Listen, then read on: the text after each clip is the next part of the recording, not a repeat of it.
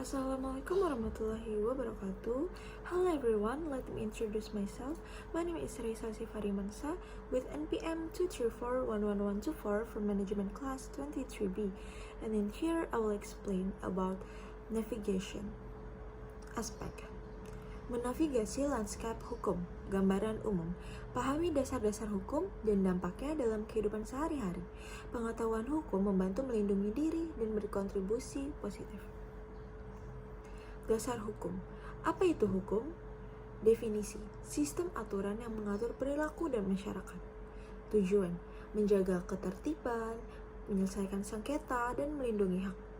Ciri kunci, dapat ditegakkan, bersifat umum, dan dapat beradaptasi.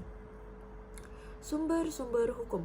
Yang pertama, Konstitusi AS, hukum tertinggi yang menjadi landasan sistem hukum.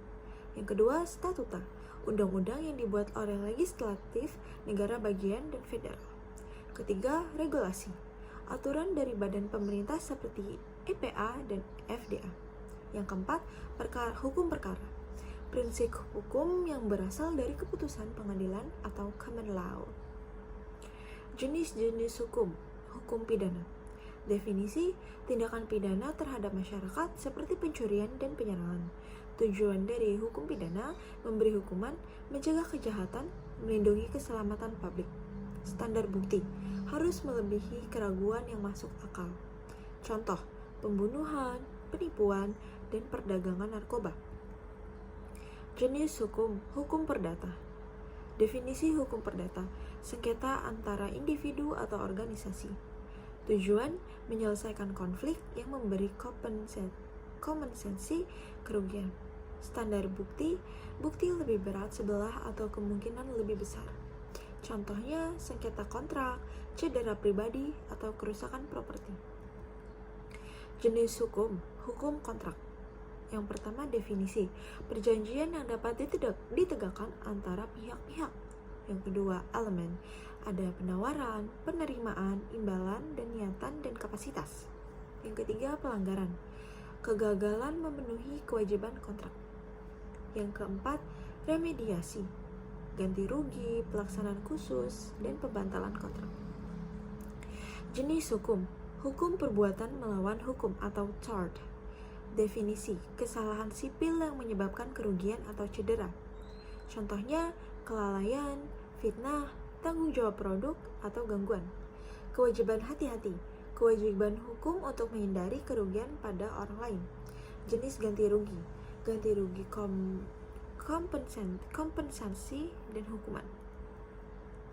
Menavigasi tantangan hukum. Yang pertama, mencari nasihat hukum, konsultasi dengan profesional saat menghadapi kontrak atau perselisihan.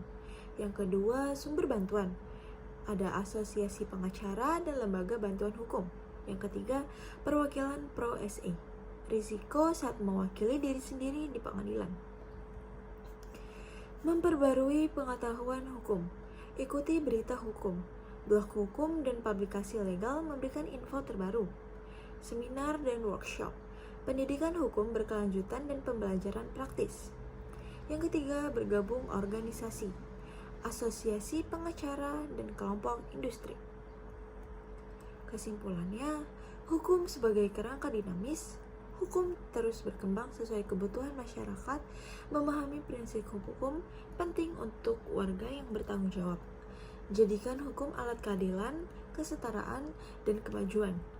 Konsultasi dengan profesional saat menghadapi kontrak atau perselisihan, risiko saat mewakili diri sendiri di pengadilan. Kewajiban hukum untuk menghindari kerugian pada orang lain. Perjanjian yang dapat ditegakkan antar pihak-pihak, kegagalan memenuhi kewajiban kontrak, sengketa antar individu atau organisasi, menyelesaikan konflik dan memberikan kompensasi kerugian, sengketa kontrak, cedera pribadi, kerusakan properti. Hukum tertinggi yang menjadi landasan sistem hukum, undang-undang yang dibuat oleh legislatif, negara bagian, dan federal. Aturan dari badan pemerintah seperti EPA dan FDA, prinsip hukum yang berasal dari keputusan pengadilan atau common law.